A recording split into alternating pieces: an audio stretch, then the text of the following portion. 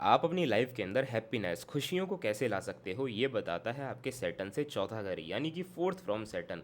कोई भी अगर मुझसे पूछेगा ना कि भाई मैं अपनी लाइफ के अंदर हैप्पीनेस को कैसे ऐड करूं, तो यहाँ मेरा सीधा सा 2 सेकंड का आंसर होगा, check the fourth from Saturn in your horoscope. आपको वहाँ देखने को मिल जाएगा कि कैसे आपकी लाइफ के अंदर खुशियाँ आ सकती हैं। अब ये काउंट कैसे करें, क्योंकि बहुत लोग बिगनर भी होते हैं, उनको समझ में नहीं आता।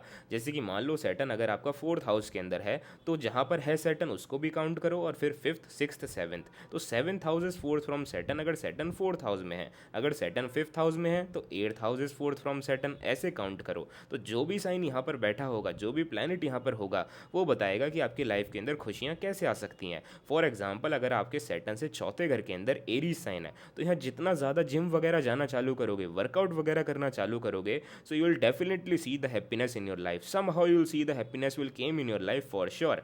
अगर सैटर्न से चौथे घर के अंदर कैंसर साइन है, तो अगर मेडिकल रिलेटेड कुछ भी काम करोगे, मेडिसिन रिलेटेड कुछ भी काम करोगे, डॉक्टर नर्स सर्जन वगैरह कुछ भी ऐसा काम करोगे, तो you will see the happiness in your life.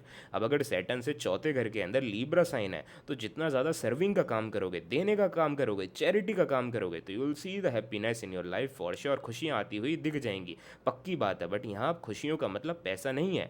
For the money we have to check the other things also. In nadi astrology also यही कॉन्सेप्ट होता है सैटर्न से खुशियाँ देखने का। बट खुशियाँ अलग चीज़ है, पैसा अलग चीज़ है। खुशियाँ चाहते हो खुशियाँ मिल जाएंगी, बट पैसे के लिए और भी चीज़ देखनी पड़ती हैं। अगर सैटर्न से चौथे घर के अंदर मान लो अगर आपका सेजिटेरियस साइन है, तो यहाँ पर जितना ज़्यादा टीचिंग रिलेटेड काम करोगे, आपको अपनी लाइफ के अंदर खुशियाँ देखने को मिलेंगी ही मिलेंगी। अब ये तो हो गई साइंस की बात, बट अगर कोई प्लैनेट बैठा हुआ है सैटर्न से चौथे घर में, जैसे कि मान लो अगर केतु देव बैठे हुए हैं सैटर्न से चौथे घर के अंदर, तो जब तक आप अपनी लाइफ के अंदर ज्योतिष नहीं करोगे, एस्ट्रोलॉजी नहीं करोगे, आपको अपनी लाइफ के अंदर वो एकदम असली हैप्पीनेस देखने को नहीं मिलेगी। बट अब इसका मतलब मेरा ये नहीं है कि सब काम धंधा छोड़कर एस्ट्रोलॉजर बन जाओ, ऐसा कुछ भी नहीं है। जस्ट अपनी लाइफ के अंदर ज्योतिष सीखना चालू करो, नहीं आता तो करना चालू करो।